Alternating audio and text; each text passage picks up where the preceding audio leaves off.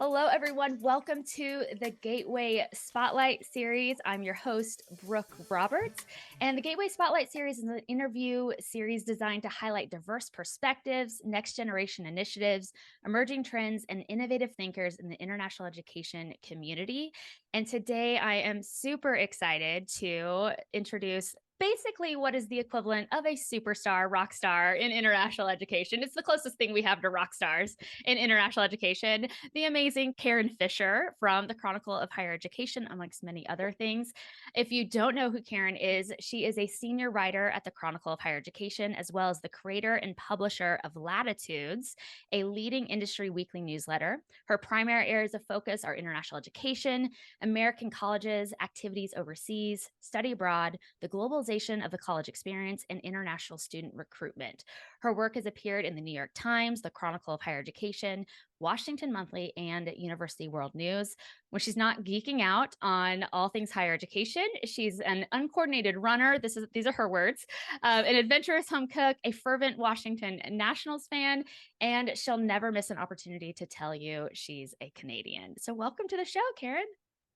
Thanks. And yes, many people would testify to my lack of coordination in many things, but especially running. Yeah, I'm with you. I'm a runner, but not a great one. So I'm with you 100%. So I'm really excited, and thank you so much for agreeing to come on the show and tell us a little bit about your story and sort of talk shop about all things international ed. But before we jump into today's interview, I would like to thank today's sponsor, ICAway. ICAway is a training company providing comprehensive career coaching programs for international students. As a trusted advisor, the company has launched its Train the Trainer workshops to help career services and campus partners understand the barriers that international students come across during the job search process. ICAway was founded in 2017 by Kwan Segal, an experienced human capital consultant and a specialist career coach for international students.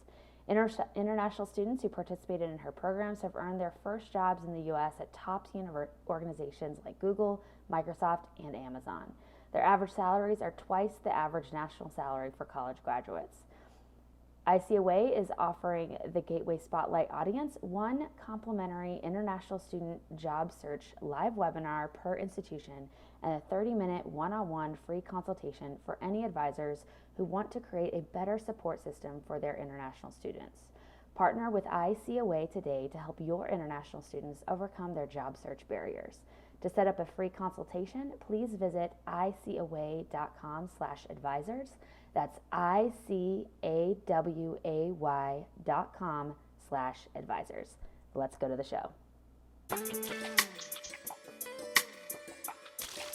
I did some deep creeping on you around the web, and I feel like there's not been a lot of places for you to sort of tell your story. You're great at highlighting and spotlighting all the stories that are happening in our field, in our industry, but we don't know a lot about you. So tell us a little bit about how you got into journalism, how you got into specifically focusing on higher education and global education as sort of your bread and butter and expertise area. I'd love for you to share a little bit of that. Sure. Well, first, thanks for inviting me to be part of the podcast series. It's journalism I had wanted to do. I loved to write. I'm actually kind of a shy person, and I loved even growing up. I got my first journalism job when I was in high school. The editor of the weekly local newspaper, I taught his daughter how to swim, and so he hired me part-time as a high school correspondent. And I just felt all of a sudden I could talk to all these people, and it kind of gave me this entree to be nosy about people and interested in people that you just would be kind of weird and inappropriate to do otherwise. And so I knew from a very early age that journalism was what I wanted to do. The international education piece, or honestly, even the education piece, was a little bit something accidental. I had been a political correspondent in DC and knew the Chronicle of Higher Education. I actually, when I was the college newspaper editor, for some reason we got a subscription. And so I was familiar with it and went to the Chronicle eons ago to cover actually politics and policy in higher education. And a couple years into that, they were sort of reorganizing and looking around for somebody to cover international education. And I think there are just a lot of affinities. I love to travel. Grew up in Canada. I speak French. I'd studied, overseas. And so I think it was just a natural fit. And then it just became kind of a passion for me. Yeah. So have you spent a majority of your career then at the Chronicle? I know you've done lots of freelance because, as I mentioned in your intro, you've published everywhere, it seems, but Yeah, God, now that you say that aloud, probably at least like half of it has been at the okay. Chronicle. Yeah. Yeah. Well, I'm interested because hearing about you said you had studied internationally, but you're Canadian, which is a very different land in terms of higher education. And I think a lot of people don't realize how different the systems are in a lot of ways. And so I'm curious, what were some of and this was not on the list of questions. I told you we'd go off on random That's tangents, okay. but what were some of the maybe surprises or differences about the educational system in Canada that you had experienced as a student, and then when you came to the US and sort of reporting on higher education in the United States, were there any glaring like what is going on moments, like why are these people crazy, to I love what they're doing here, anything in between of surprises or happy or otherwise? So I should say I went to college here in the Oh, US. okay, okay. Yeah, liberal arts college education. So I was pretty familiar Oh, with the yes. American system. Yeah. I mean, one of Smith the College, biggest, right? I did do that yeah, research. Yeah. yeah, yeah. Thanks for being my for reminding me of my own bio. I mean, for me, I grew up in Newfoundland, and one of the Mm, biggest differences is, and I am familiar with the Canadian higher education system. My dad was a professor mhm. of maritime economic history, and I kind of grew up like in higher education. I mean, I used to earn extra cash as a kid by copy editing my father's maritime history academic journal that he That was is the editor of. fancy. That is fancy. Dry is I think probably the right word. But for me, I mean, coming here, that one of the biggest differences was just Newfoundland's very parochial system. Well, Mm, not a very parochial in the like narrow sense. Parochial is in like the religious sense. There's no mm, public higher education system, and mhm, so that was one of the biggest changes mhm. for me. But I mean, I think in higher education, one of the biggest differences, as you said, I went to Smith. It's a tiny, 2,000 students, small liberal arts college. I knew all my professors' names, and certainly my dad, who was a very gregarious guy, knew a lot of students. We grew up with students coming from all over the world, coming to our dinner table for holidays. But higher education in Canada is as it is in places many other countries, like big universities, and it's just like not that same kind of personal experience that you can get in parts of the American system, Yeah, like the yeah. school I went to. Yeah, absolutely. I think, I remember when I was shopping for colleges and universities, I remember, it was such a big thing to talk about the student to faculty ratio and all the tours, and all the view books. Right. Back in my day, it was all about the printed view books that they would mail to you. And it was all like a faculty student ratio is like 1 to 7 or 1 to 50 or what have you.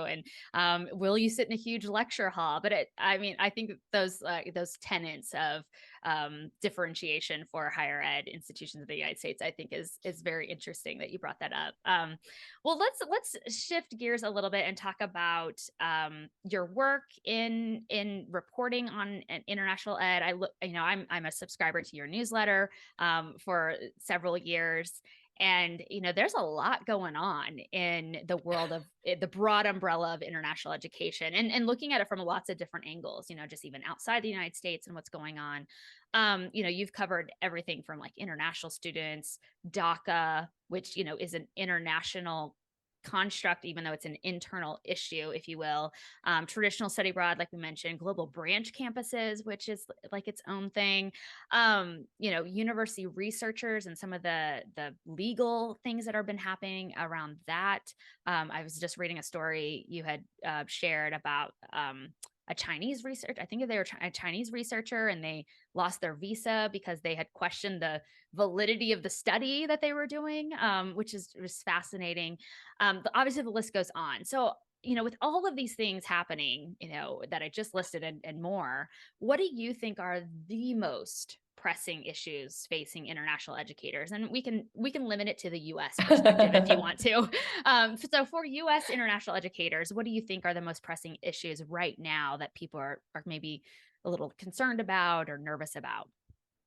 I mean, I think the top thing, I mean, and nobody loves to talk about this. I think we're all weary of it, but it is still the pandemic and Mm, what the pandemic did. I mean, I think a real irony of the last couple of years we've all experienced is the way in which, when suddenly we were not able to be where our students, our researchers, our institutions weren't able to be mobile, it kind of put a spotlight on international education, both to be innovative, to pivot, to figure out, and everybody of course hates the word pivot, but to figure out new ways to deliver education, American education, but also to find ways to keep that kind of cross-cultural knowledge still circulating. And the pandemic is kind of this interesting moment in which it both was like probably one of the most enormous universal challenges that the field has ever faced.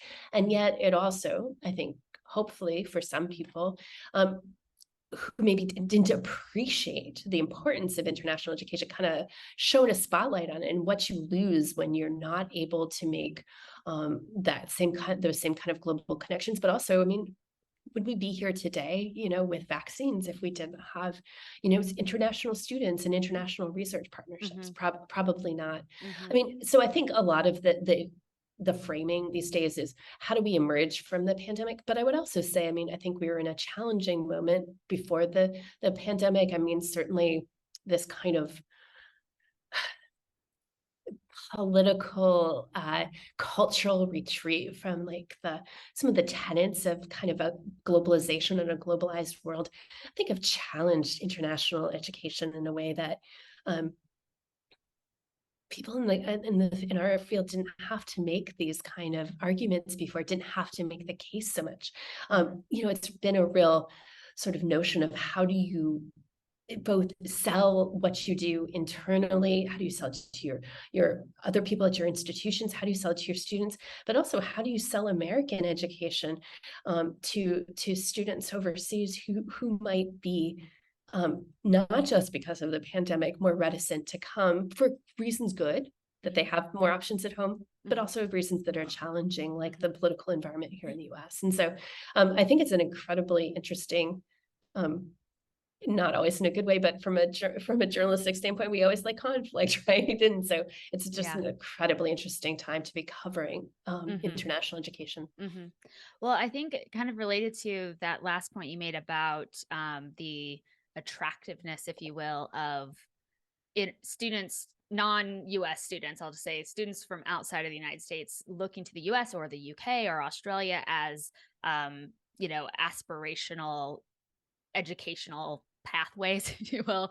Right. And one, like you mentioned, there's more opportunities at home, so that homegrown lack, people getting away from the brain drain. I know that's an issue in a lot of places, losing their top talent, but also thinking through like how there's so many, as there's like layer upon layer of all this. I was reading an article this week somewhere, and and it was sort of looking at, I think they were focused on the UK, but looking at how they're raising, tuition basically in various UK institutions, and how local students now, this idea of like not being able to pay, and so their spots being kind of quote unquote taken by international students who can, and then it gets to the argument of like higher ed being this big business as opposed to a force of civil society education or what have you. I mean, obviously we're getting very philosophical now, like what's the purpose of education? But I think that you're right. It's like there's so many layers and there's no black or white answer to a lot of these issues. Kind of going back to what you said about the big challenge of sort of re-emerging from the pandemic. and looking at the value of mobility, but also this opportunity to sort of look at, is what we do in international education truly the moving of people around the world? Or is it the creation of learning opportunities that helps people think about the world in an intercultural and global context? Because my personal opinion is that it's the former. And that, I want to take your pulse on this, but I know that, the pandemic in my mind unlocked online global learning experiences for the field. I think prior to that, it was sort of like, yeah, there's this thing we could do COIL, we could, Right. these little random things, maybe remote internships. But now it seems like with borders reopening, what's your take on sort of the general perception or the continued investment in these programs? Do you think they're going to collect virtual dust? Are they now a cornerstone of global education portfolios? Oh, if only I could have like the ability to see the future. Oh, But I I know. mean, you're hitting at one of the biggest questions I have, which is, um, should we probably um, the fact that they were so marginalized, there probably should have been more conversation about these very issues right before the pandemic, and the pandemic kind of accelerated or focused the attention. But I mean, issues like climate change, for example, probably we're going to drive these conversations, right? About do we do, do we can internet is international education only putting bodies on planes, or is it Mhm, something more?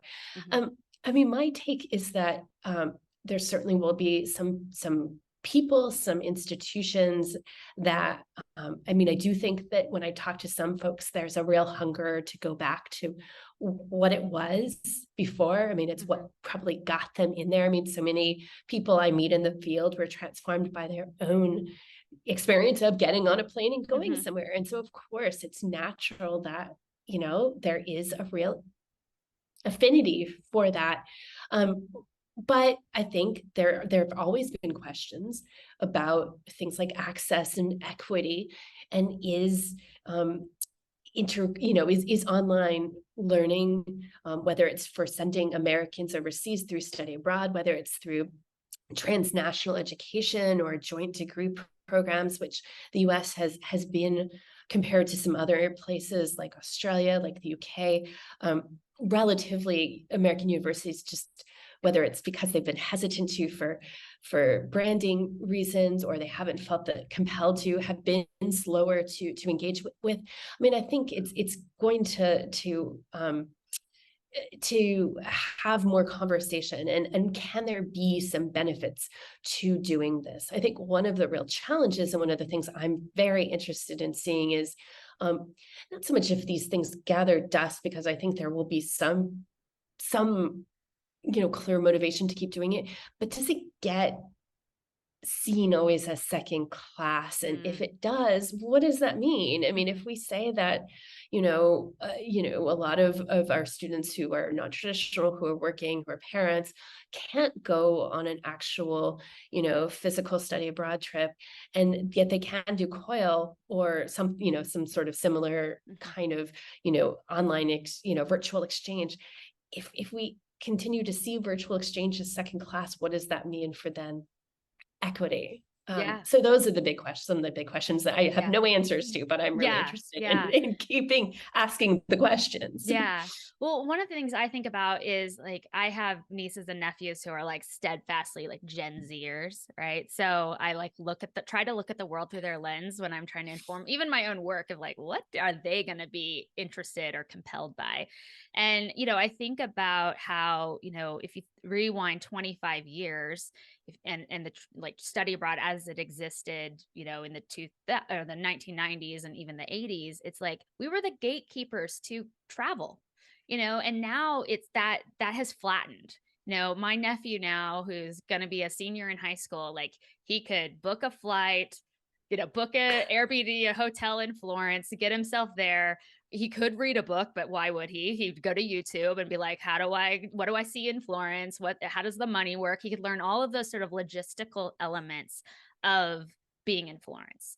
But my argument is like my expertise that I could help him with is like, okay, so now how are you going to unpack the differences you observe in Florence and the frustrating moments that you have in Florence, and try to navigate those differences, and starting to unpack the layers to that. That's where I feel like our secret sauce is as professionals, not the, okay, this is how money works and take out the money at the airport or not, those types of random advice. And it's important for sure, but I don't think that's like the best use of our time and energy anymore, Right. because that information is so readily available. We've flattened, sort of that access, I think.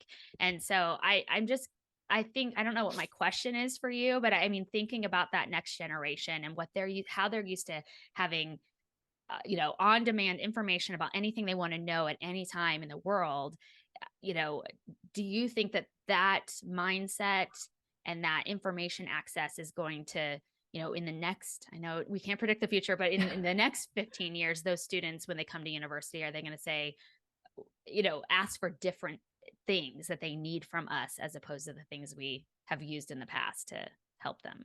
I mean, it's really interesting for me to hear you say that, because it's actually how I think about what I do as well. Which is, yes, they have access to information, but do they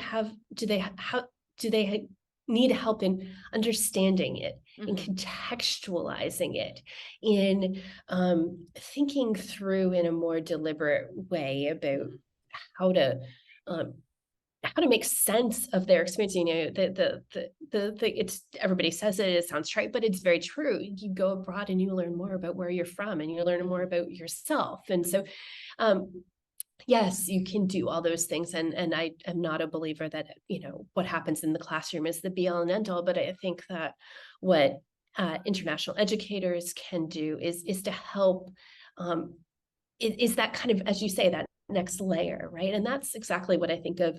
Anybody can start a blog and start a newsletter, and that's great. And so I think what I hopefully can bring as a journalist is to that step back, and to contextualize things, and to synthesize all sorts of information, and to talk to a lot of people, and help make sense of ideas. And I think that's really what the best educators do. And so maybe that is, you're making me think about this. And so I'm going to write it down, and maybe this is like something I can kind of begin to think about more and unpack. But yeah, I mean, was there a time when the study abroad office was essentially doing more of the travel agent sort of work? Was there a time when the international students office was doing, very specifically like visa processing? And does that change now? I think I would say on the international student side, that is certainly has changed as, younger and more students have come, and they've needed very specific support. And there's had to be this sort of notion that we can't just be there to give them I-20s and to, update, CVIS. We've got to do more. And I know that study abroad, education abroad offices have certainly long ago made that shift, but is there going to be even more of that kind of contextualizing, that sort of helping students make sense as they cross borders, and make it a real educational experience? And I think perhaps. I'm curious at what your thoughts are on, there are circles that exist in the world where people sort of talk about how, because of access to information, and the flattening of that knowledge gathering, if you will, that there's people who say, like, specifically in the United States, going to college is not worth it. Just go get a job or start your own thing, like learn as you do, and make your way that way. Don't the debt you're likely to accumulate is not worth the investment and time that you're going to put into those 4 years or 5 years. I mean, as someone who's like has a much closer pulse on higher ed generally, and especially with your colleagues who are reporting on every area and layer of higher education, I mean, what do you all talk about at the water cooler, so to speak, when you hear people talk about, like, is higher education even worth it anymore? I mean, I just sprung this on you. I'm sorry. No. Actually, I mean, I just wrote we're recording this in the end of August. I just wrote the cover story for the Chronicle that's about the shrinking of higher education, which is Mm, partly about this whole notion of do people, um, you know, is fundamentally the sort of combo of cost and people's changing attitudes and growing skepticism about higher education. Is that going to kind of cause this sort of sea change? I mean, forever in higher education, there's been this prediction of, colleges closing and mhm. retrenchment, and it's largely not happened. And is this going to be the moment? And so I think that's a big question that we have at our virtual water cooler. I say virtual because Yes. I'm in California. My Right. colleagues are mostly in DC, so I only see people through these screens. But yeah, I mean, I think that there's real questions. And it's, coming from some of it's coming from a very from a sort of cultural perspective, and from people um, who have been disadvantaged by the sort of need, by the use of gatekeeper. I think that's a great word, Mhm. by higher education as being kind of the gatekeeper to what is now a good job. Mm, There's also sort of some people in the political space who take advantage of that um, that sort of fear that people have. And I do think, I mean, still think you can see that the data, getting an actual degree, is a difference maker. mhm. It changes your economic trajectory. It changes a whole bunch of things. I did a really interesting story several years ago about the correlation between getting a degree and living longer and living a healthier life. And so there's all these kind of cultural things too that are caught Mm, up in higher education. But the fact is, it's really expensive. A lot of people don't get their degrees, and there's nothing worse than the debt that you have without a degree. I mean, it's sort of like a double whammy. oh yeah. And then I mean, the economy is changing and employers are somewhat changing. And there is, I think, we're going to see, and I, again, no crystal ball, so I don't know how this is going to change, but, you're seeing this rise of credentialing and badging and boot camps. And are we going to see, I don't, again, I think it goes to like what we were talking about before, right? With kind of the traditional mobility versus the virtual mobility. I don't think it's an either or, but I think kind of maybe our idea of what higher education is going to expand. And so Mhm, it's going to be a lot more of this lifelong learning, mhm, and degrees may not be the be all and end all mhm. anymore. Mhm.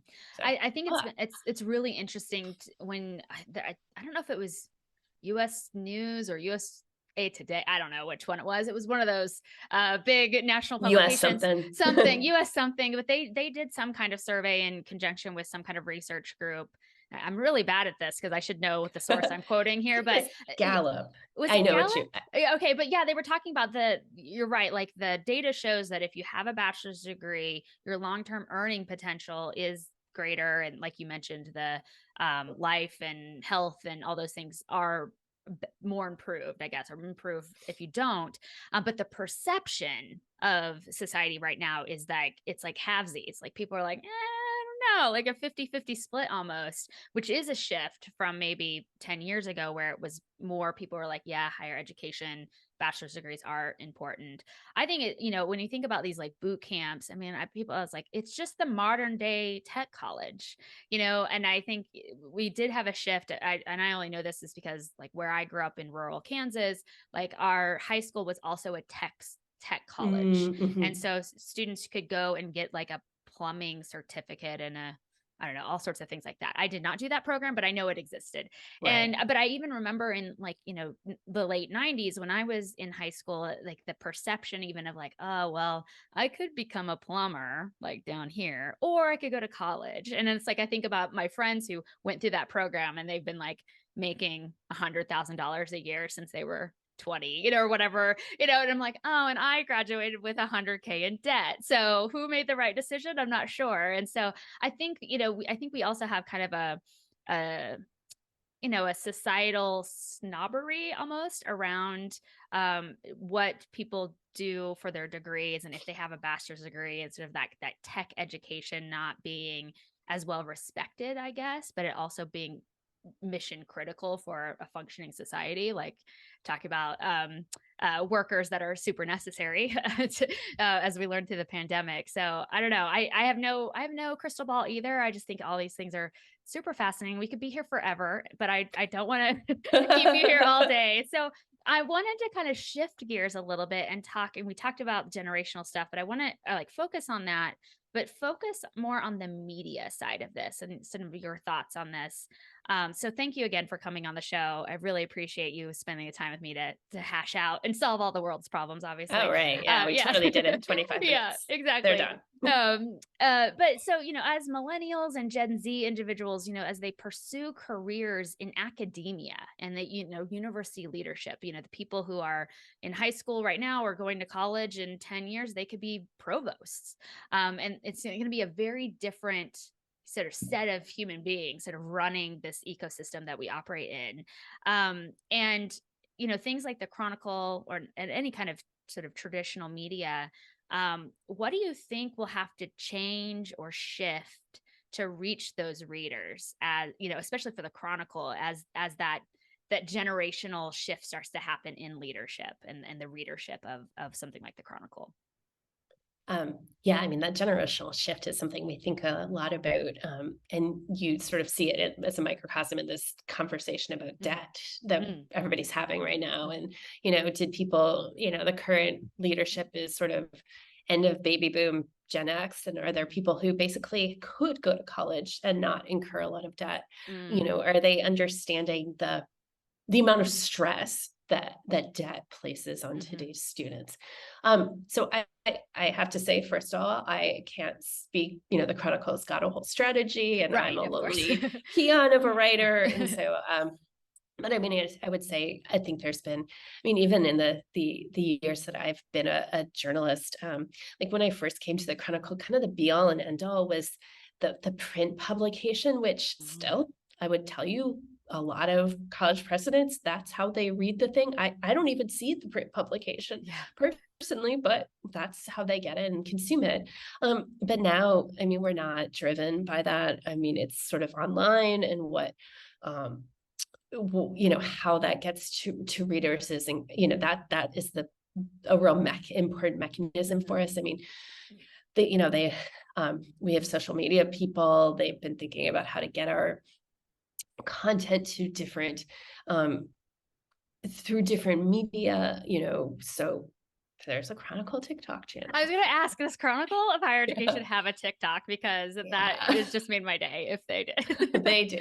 Okay, great. But I think of it even in the context of newsletters. We now have a lot more newsletters at the Chronicle. I started my own, which I brought to the Chronicle. And that's just like substantively, am I writing about some of the same stuff that I would in a longer form story? Yes, but I feel like I have a different relationship with readers now than I did before. I'm thinking a lot more about, before there was like this remove, and here I was back here as the journalist, and now I feel that hopefully it's more of a conversation, and that I'm hearing from people and absorbing their ideas, and it becomes more of a dialogue. But I think it's also going to be more about thinking of different ways of framing and how we write about things, and understanding, it. You talked about your own student debt, and so how does that govern the choices of people who work at colleges or work in college adjacent businesses, and in a way that, again, if you were able to go to college debt free and get an advanced degree, you just weren't thinking about it. And so I think we've tried to start thinking, or we have been for a while, thinking about what are kind of those pressing issues and how are they seen in different ways, and how does generation affect those questions. Yeah, I just sort of kind of to reinforce what you just said there about how it impacts decision making as professionals. I'm considered an elder millennial. I'm like the oldest millennial that exists in the world. But I think about that because even my job decisions over the last few years, when I thought about going back to a university setting or college setting, I knew right away, I was like, I will only work at a community college because from my values point of view about college debt and access, I thought community colleges are, I think, a cornerstone of higher education and should be talked about more, especially in international education. And then, when I got the opportunity to move over to podium education, that was another big factor in why I was so motivated by their vision, is because they're creating opportunities that aren't going to put students in massive amounts of debt, but also give them the skill sets from a tech side, but also those intercultural skills that I think are so important and so valuable that you get from study abroad, but not have that sort of baggage of debt that comes with that sometimes. So I completely agree. And a lot of my peers that I talk to, I mean, and I think that's a millennial thing, like the stereotype of like, oh, we want to be with an institution or organization that we believe in the mission and the vision there. But I mean, it's a stereotype because it's true. And and so yeah, I think as more millennials are rising and as more Gen Z rise as professionals, I think we'll see more of people sort of not only making those decisions for themselves, but then once they're in positions of leadership, driving decisions that are kind of based on that as well. So I 100% agree with you on that decision making thing. And now we will get to fast forward 10 years and determine if we predicted the future. That would be so satisfying. Oh, I know. I mean, I wish we could just do that. I'd be like, well, I'm not going to post this until 10 years from now. We'll just see, A/B test this. But thank you again, Karin. It was lovely to meet you. I'm just so sad this is the first time we've met, but now we're friends for life. So I will be hounding you forever. But thank you so much for coming on the show. And I know nobody's going to know about this, but I know you have a workshop that you're doing through the Chronicle, I believe, but you're going to be talking about the future of study abroad and global partnerships at a workshop tomorrow that I'm excited to go to. If you're listening to this, you probably missed it, but there's probably a recording online somewhere you can go check out. Karin, where can people connect with you if they want to reach out and say hello? Sure. I mean, there's a couple of easy ways to do it. You can find me on LinkedIn. Spell my name right, you'll find me. KarinFischer, as my mother would capitalize those things. I'm on Twitter at Karin Fischer. And you can also email me. I read every email I get. Sometimes I'm a little slow at responding, but I always say I like more information rather than less. I want to hear different perspectives and new ideas. Mm-hmm. And my email is karin.fischer@chronicle.com. So feel free to reach out. Please do. Thank you. Thank you again. And thank you all for listening and enjoying the show. Stay tuned for more amazing interviews with people like Karin coming throughout the fall. So thanks again, Karin.